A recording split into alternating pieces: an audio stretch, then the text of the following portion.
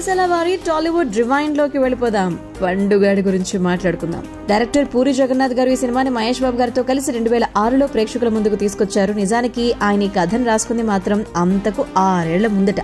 పూరి గారు తన తొలి సినిమా బద్రి కన్నా ముందే ఈ స్క్రిప్ట్ రాసుకున్నారంట. ఫస్ట్ ఈ కథకు హీరోలుగా పవన్ కళ్యాణ్ గారు, రవితేజ గారిని అయితే బాగుంటారు అని చెప్పి అనుకున్నారంట. ఈ సినిమాని ఉత్తమ్ సింగ్ సన్ ఆఫ్ సూర్యనారాయణ అనేటువంటి టైటిల్ తో తెరపైకి తీసుకొద్దాం అనుకున్నారు. అనుకోని కారణాల వల్ల అది కాస్త కుదరలేదు. తర్వాత కొన్నాళ్ళకి ఈ కథ మహేష్ గారి దగ్గరకు చేరటం, ఆయన స్క్రిప్ట్ లోకి ఎంట్రీ ఇచ్చాక పూరి కథలో కొన్ని మార్పులు చేర్పులు చేసి పోకిరిగా మార్చడం జరిగింది.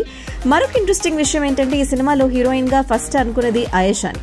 కొన్ని కారణాల వల్ల ఆమె ఈ పాత్రను వదులుకోవడం, ఆ తర్వాత అవకాశం కంగనా దగ్గరికి వెళ్లటం. అయితే ఆడిషన్స్ ముంబైలో జరుగుతున్నటువంటి టైంలో అక్కడే బాలీవుడ్ సినిమా గ్యాంగ్స్టర్ కూడా ఆడిషన్స్ జరిగాయంటే దాంట్లో పాల్గొనడం కోసం వచ్చినటువంటి కంగనా పనిలో పనిగా పోకిరి సినిమా కూడా ఆడిషన్స్ ఇచ్చారట.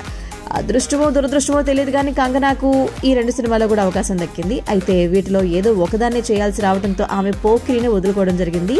అలా ఇలియానా పోకిరి సినిమాలో హీరోయిన్ గా మనకు కనిపించడం జరిగింది.